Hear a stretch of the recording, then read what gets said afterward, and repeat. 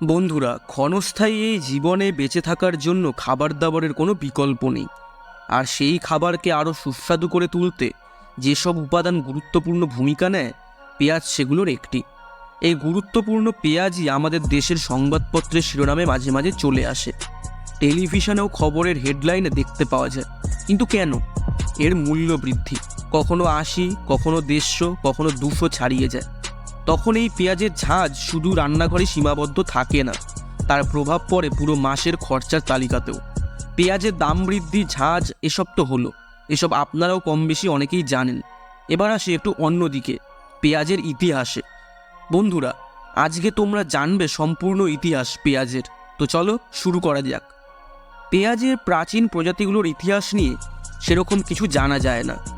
পূর্ব ও পশ্চিম এশিয়ার নানা জায়গায় মানুষ নানা উদ্দেশ্যে একে ব্যবহার করেছে, তাই নির্দিষ্ট কোন অঞ্চলে পেঁয়াজের উৎপত্তি তা বলা কঠিন। ধারণা করা হয় পশ্চিম কিংবা মধ্য এশিয়াতে সম্ভবত এর চাষাবাদ শুরু হয়েছিল। এর উৎপত্তি স্থল হিসেবে বিভিন্ন সময় ইরান, পাকিস্তানের পশ্চিমাঞ্চল এবং মধ্য এশিয়ার নাম এসেছে। প্রায় ৪৫০০ থেকে ৫০০০ বছর আগেকার মিশরীয় কবরে পেঁয়াজের চিত্র পাওয়া গিয়েছিল। মিশরের ওল্ড কিংডম অর্থাৎ ২৫৭৫ খ্রিস্টপূর্বাব্দ থেকে ২১০০ খ্রিস্টপূর্বাব্দের সময় দেবতাদের উদ্দেশ্যে এটি উৎসর্গ করা হয়েছে। মিশরের মৃতদের পরকালীন যাত্রার সময়ও পেঁয়াজের ব্যবহার ছিল। মৃতদেহের বুক ও চোখে রাখা হতো কান বরাবর, এমনকি পা ও শ্রোণি বরাবর পেঁয়াজ রাখা হতো। বিভিন্ন মমির বুকের প্রকোষ্ঠে ফুলসহ পেঁয়াজের সন্ধান পাওয়া গেছিল। রোমান কবি জুভিনালের মতে প্রাচীন মিশরের বেশ কিছু ধর্মে বিশ্বাসী গোত্রের মানুষজন এই পেঁয়াজকে দেবতা হিসেবে পুজো অবধি করত। গ্রিক ইতিহাসবিদ হেরোডোটাসের মতে গিজার গ্রেট পিরামিডের শ্রমিকদের প্রধান খাবারের মাঝে মূলো, রসুনের পাশাপাশি পেঁয়াজও ছিল। মিশরীয় পেঁয়াজগুলো তুলনামূলক কম ঝাঁজ ও চমৎকার সাজের জন্য বিখ্যাত ছিল। ফলে পুরোহিতরা বাদে সকল শ্রেণীর মানুষই পেঁয়াজ কাঁচা ও রান্নায় ব্যবহার করে খেত। পুরোহিতরা খেত না, কারণ এটা তাদের ধর্মীয়ভাবে নিষিদ্ধ ছিল। তাই ৪০০০ বছর পূর্বে সুমেরীয় সভ্যতার লোকজনও রান্নাবান্নার কাজে নিয়মিত পেঁয়াজ ব্যবহার করত। গ্রিসের ক্রিট দ্বীপে অবস্থিত রয়্যাল অফ বেলস থেকেও পেঁয়াজ ও রসুনের সন্ধান মিলেছে। পূর্ব ভূমধ্যসাগরীয় অঞ্চল দিয়ে যাত্রা করা জাহাজগুলোর হাত ধরেই পেঁয়াজের বিস্তার ঘটেছে নানা এলাকায়। প্রাচীন গ্রিক চিকিৎসক হিপোক্রেটস গ্রিক সাম্রাজ্যের বাসিন্দাদের নিয়মিত পেঁয়াজ খাবার ব্যাপারে জানিয়েছেন। ওদিকে গ্রিক দার্শনিক থিওফ্রাস্টাস বেশ কিছু পেঁয়াজের জাতের ব্যাপারে কথা বলেছেন, উৎপাদনের স্থানের নামানুসার যেগুলোর নামকরণ করা হয়েছিল।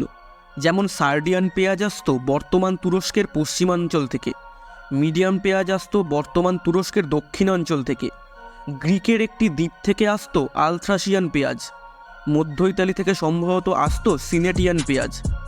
প্রাচীন ভারতের একজন জনৈক চিকিৎসক ছিলেন চরক। তিনি ছিলেন কনিষ্ক রাজার চিকিৎসক।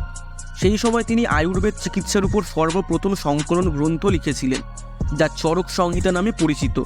তার মতে আত্মিক উন্নতি সাধনই ছিল যেই সব মানুষের ধ্যান জ্ঞান তারা পেঁয়াজ খাওয়া থেকে বিরত থাকতেন।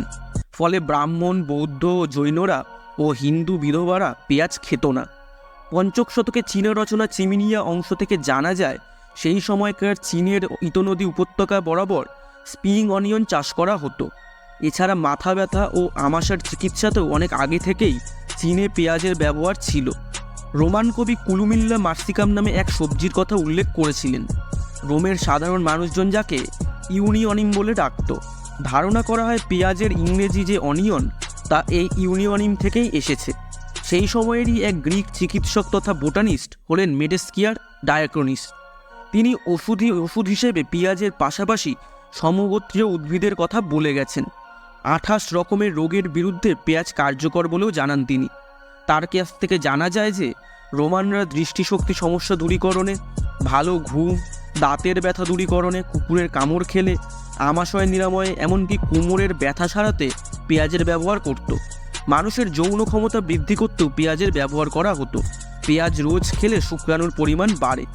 ১৬শ শতকের পর্তুগিজ চিকিৎসক অ্যামাডোস লুজনেন্সের লেখা থেকে জানা গেছে সেই সময়ে ইউরোপে পেঁয়াজ বেশ জনপ্রিয় সবজিতে পরিণত হয়েছিল।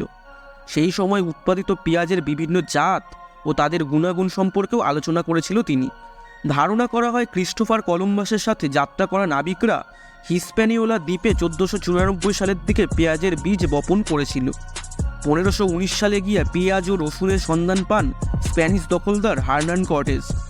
মেক্সিকান আদিবাসীরা অনেক আগে থেকেই পেঁয়াজের সাথে পরিচিত ছিল, তারা একে ডাকত জোনা কাটেল নামে। পেঁয়াজের ইতিহাস নিয়ে বিশ্বের যে এত সংশ্লিষ্টতা তাকে তোমরা জানতে মনে তো হয় না, তাই সবাই যাতে জানতে পারে তাই ভিডিওটা শেয়ার করে দাও সবার সাথে। ভালো লাগলে লাইক করো। আজকে এই পর্যন্তই, দেখা হচ্ছে পরের ভিডিওতে। ধন্যবাদ।